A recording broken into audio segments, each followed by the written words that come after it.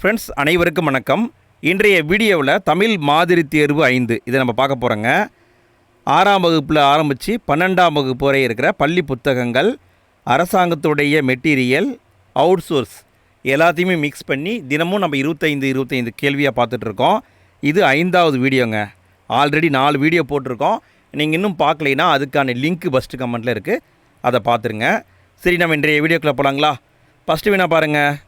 ஒரு ஊர் சரியாக அமைந்த தொடரை தேர்ந்தெடுக்கவும் அப்படின்னு கொடுத்துருக்காங்க.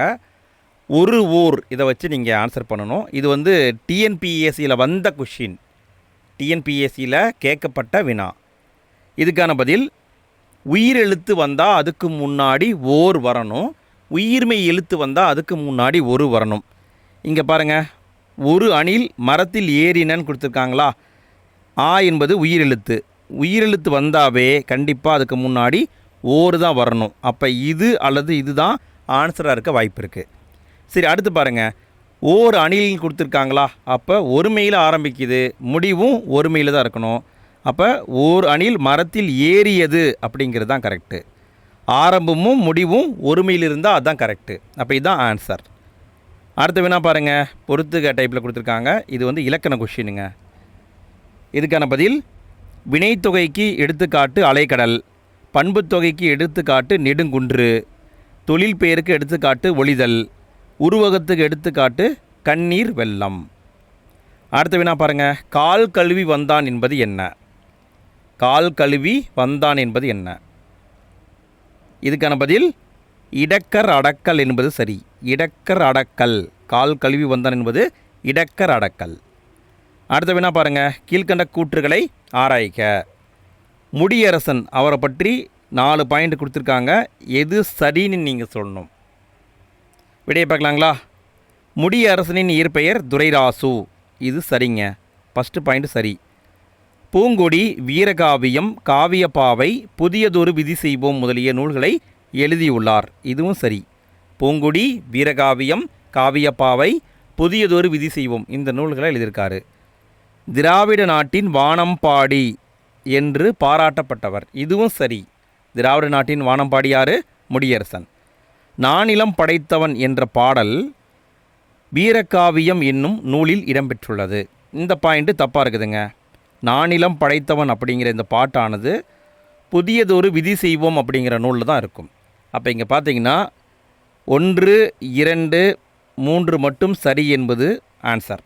4வது பாயிண்ட்டு தப்பு. அடுத்த வினா பாருங்கள். இலக்கண கொஷின். ஈ ஐ வழி எவ்வும் என்ற விதியின்படி புணர்ந்த சொல் எது? இந்த விதியின்படி புணர்ந்த சொல் எதுன்னு கேட்டிருக்காங்க. இதுக்கான பதில் உன்னை எல்லாம் என்பது சரி. உன்னை எல்லாம் என்பது சரி. அடுத்த வினா பாருங்கள். கீழ்கண்ட கூற்றுகளை ஆராய்க.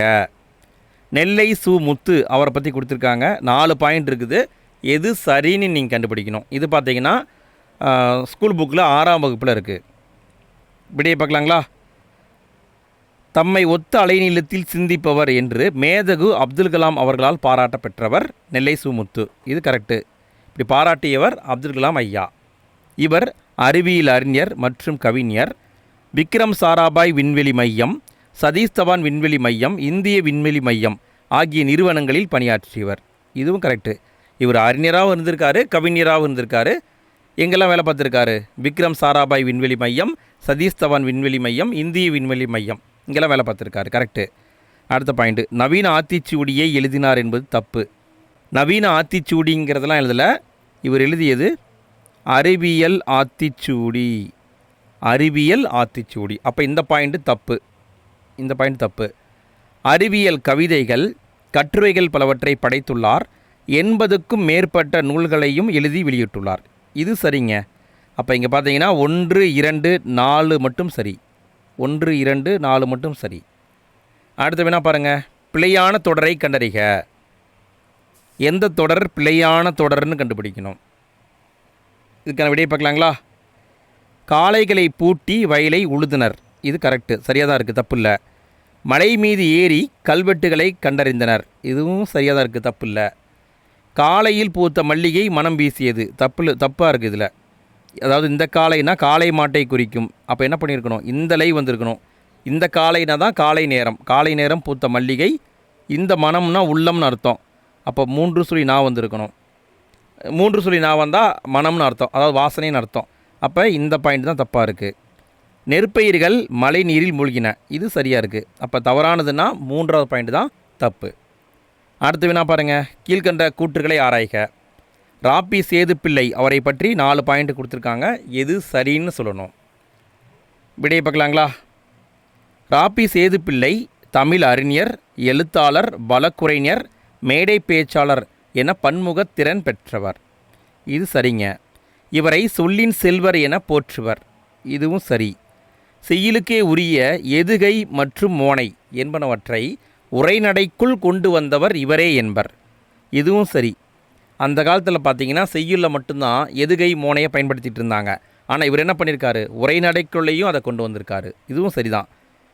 இவரது தமிழகம் ஊரும் பேரும் என்னும் நூல் இந்திய அரசின் சாகித்ய அகாதமி விருது பெற்ற முதல் நூலாகும். இந்த பாயிண்டில் தப்பு இருக்குதுங்க. முதல் சாகித்ய அகாதமி விருது பெற்றவரே இவர் தான். ஆனால் இந்த நூலுக்காக வாங்கலை. அவர் என்ன நூலுக்கு வாங்கினாருங்க, அவர் தமிழ் இன்பம் அப்படிங்கிற நூலுக்காகத்தான் வாங்கினார். தமிழ் இன்பம் என்பது சரி. அப்போ இங்கே விடைன்னு பார்த்தீங்கன்னா 1, 2, 3 மட்டும் சரி என்பது ஆன்சர். அடுத்த வினா பாருங்கள், இசைக்கருவிகளின் பெயர்களை அகர வரிசைப்படுத்துக. இது டிஎன்பிஎஸ்சியில் வந்த ஒரிஜினல் கொஷினுங்க. விடையை பார்க்கலாங்களா? அகர வரிசையில் அமைக்கும் பொழுது ஃபஸ்ட்டு உயிர் எழுத்துக்களை வச்சு அமைக்கணும், அடுத்தது உயிர்மெய் எழுத்துக்களை வச்சு அமைக்கணும். இங்கே பாருங்கள், இங்கே ஊ வந்திருக்கு, கடைசியாக ஒரு ஊ வந்திருக்கு. அப்போ இது கண்டிப்பாக ஆன்சர் இருக்க வாய்ப்பு இல்லை. இங்கேயும் ஊ வந்திருக்கு, அடுத்து தான் உயிர்மெய் எழுத்து வருது. அப்போ இது ஆன்சர் இருக்க வாய்ப்பு இருக்குது. இங்கே பாருங்கள், இங்கே ஊ வந்திருக்கு, அடுத்து தா வந்திருக்கு, இங்கே வந்திருக்கு. அப்போ இது கண்டிப்பாக ஆன்சர் இருக்க வாய்ப்பு இல்லை. அடுத்து இங்கேயும் ஊ வந்திருக்கு, இங்கேயும் வந்திருக்கு. இதில் ஏதோ ஆன்சர் இருக்க வாய்ப்பு இருக்குது. ஓகே, இங்கே பாருங்கள், இந்த 2 ஊ வந்திருக்கா, ரெண்டுமே ஊல ஆரம்பிக்கிறதுனால நம்ம அடுத்த சொல்ல பார்க்கணும். அடுத்தது இங்கே 2 வந்திருக்கு, ரூ வந்திருக்கு. 2 வருமா ரூ வருமா, இதுதான் நம்ம அடுத்து யோசிக்கணும். 2 தான் வரும், அப்போ இதுதான் வரிசை, இந்த வரிசை கரெக்டு. தா வரணும், மா வரணும், கரெக்டு. அப்போ இதுதான் ஆன்சர். அடுத்து என்ன பாருங்கள், தமிழில் முதல் நாவலான பிரதாப முதலியார் சரித்திரத்தை இயற்றியவர் யார்? தமிழுடைய முதல் நாவல் பிரதாப முதலியார் சரித்திரம், இந்த நூலை எழுதியவர் யார்? இதுக்கான பதில் மயூரம் வேதநாயகம் பிள்ளை என்பது சரி. வேதநாயகம் பிள்ளை அவர் தான் எழுதியிருக்காரு. அடுத்த வினா பாருங்கள், கீழ்கண்ட கூற்றுகளை ஆராய்க. கூற்று இலக்கண போலியை முன்பின் தொக்க போலி என்றும் குறிப்பிடுவர். இலக்கண போலியை முன்பின் தொக்க போலி என்றும் குறிப்பிடுவர். காரணம், இலக்கண போலி என்பது பெரும்பாலும் சொற்களின் முன்பின் பகுதிகள் இடம் மாறி வருவதை குறிக்கும். இதுக்கான பதில்னு பார்த்தீங்கன்னா கூற்று காரணம் இரண்டுமே சரி என்பதுதான் ஆன்சர். அடுத்த வினா பாருங்கள், திருவள்ளுவரின் கூற்றுப்படி கடலை விட பெரியது எது? திருவள்ளுவருடைய கூற்றுப்படி கடலை விட பெரியது எது?